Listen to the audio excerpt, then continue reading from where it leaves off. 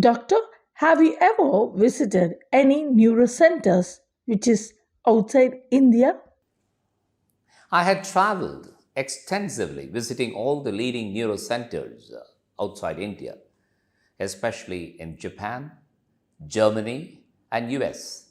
And I did work with certain legends in neurosciences, like Hakuba, skull-based surgeon in Japan, Tetsuo Kano, the late Professor Tetsuo Kano, Professor Fukushima, Majid Sami in Germany, and also with Yazurdal, and so on.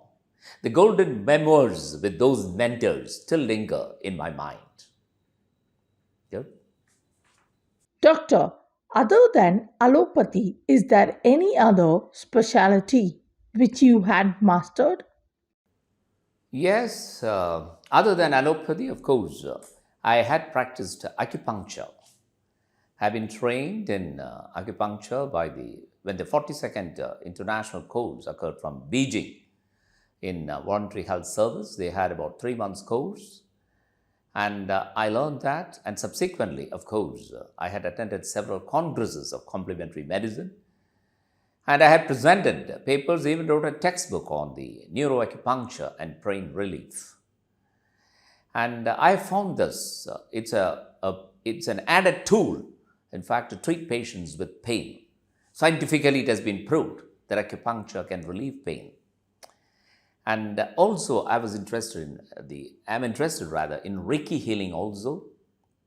It has also got a scientific basis. Besides, I had a considerable interest in the field of Ayurveda too, and I was the Secretary General for the International Ayurvedic Congresses that have been organized by the Medimix. And on the 5 such congresses have been organized where I talk on the allopathic part of it and they talk on the Ayurvedic part of it. And I always feel that all systems of medicine are good in varying aspects. Each should complement and supplement the other in treating the patients in a holistic pattern. See, for the ultimate goal of all the systems is to give the best treatment in the best interest of the patient. Doctor, have you authorized any books? Yes, I have authored books one on brain death, first edition and second edition, which has been released recently, and I'm receiving royalty for that brain death. I feel very happy when I receive the royalty for the brain death. Then epilepsy companion, neuroacupuncture and pain relief, which was in fact sold worldwide. And epilepsy, what a family should know, a practical aspect from the family viewpoint, what a family should know, especially the family becomes the caregivers of the epilepsy. Then on obesity and overweight and its complications, micro teaching to improve teaching, in fact, I have authored. So these are some of the books. And the present book, which I'm in fact nearing completion, is Essentials of Neurology and Neurosurgery, from the practical point of view. Thank you. Doctor, is it easy for you to balance your personal and professional life in this tough career of yours? And how do you manage it? Indeed, it is very tough to balance the time with family in such a busy and hectic schedule. However, I tried my best and I managed it. My family, especially my wife, is very, very supportive.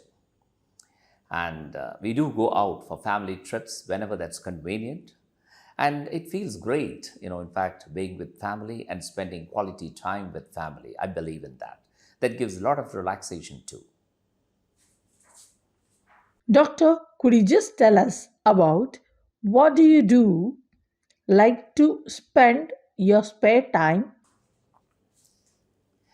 Well, in this spare time, my hobbies are, in fact, the favorite hobby is, of course, reading books. I always feel book is the best companion and I never feel lonely at all. Wherever I am on trial, on flight, or rode against a train or by car, I'll be reading books. That's one. The other, I do like watching movies. Then I do swim. I do walk. Then doing some physical exercise. And the most important thing, apart from all this, which I have been doing for the past more than 20 years, is service above and beyond the call of duty. Along with the Lions movement, I do service for the needy in the community. That's one of the most important things which I do. And when I do such service for the needy, I feel an immense satisfaction, a satisfaction which I have not experienced when you're in a hospital, seeing within the confines of four walls when you're seeing a patient. Doctor, any message for today's medical students?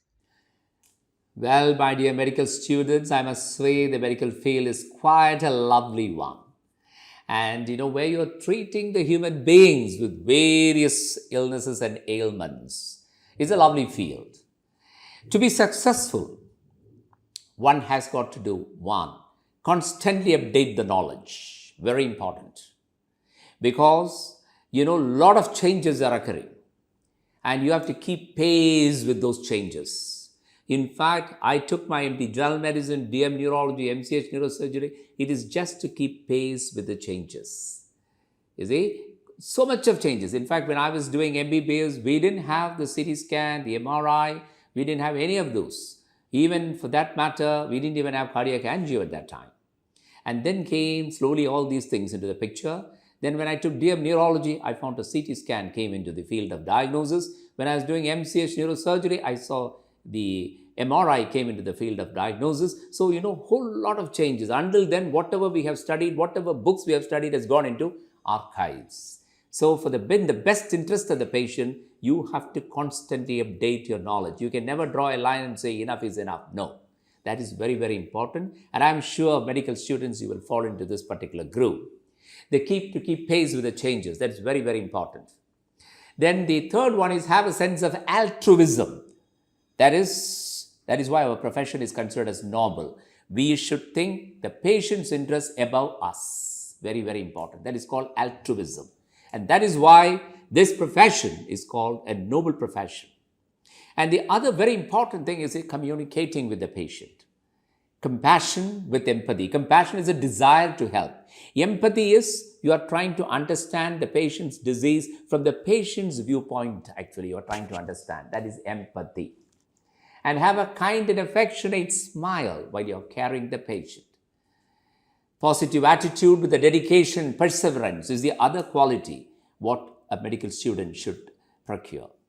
Have good health. Doctors, if you want to serve others, you have to maintain your health. So for that, you have to set aside time for that. Have good food and have good exercise, do good breathing exercise, and also have some methods of relaxation for you. And that is very, very important. The other is spend quality time with your family. You see that in such a way that you have got some time with your family too. Because as a doctor's life becomes very, very busy, you might find lesser and lesser time with the family, but you should see that you should catch up with that with the weekends at least. Have a balanced approach to life. Work-life balance has to be properly balanced exactly. And you observe and perform good medical practice or ethical practice. That's extremely important. So therefore, my dear medical students, to be successful, one has to constantly update the knowledge. 2, keep pace with the changes. 3, have a sense of altruism. 4, have compassion with empathy. And E, you have a kind and affectionate smile while carrying the patient. Then have a positive attitude with dedication and perseverance. Have good health. Spend quality time with family. Have a balanced approach to life. Observe and perform good ethical medical practice. These are the few tips for you medical students to have a successful career in this medical journey. Thank you.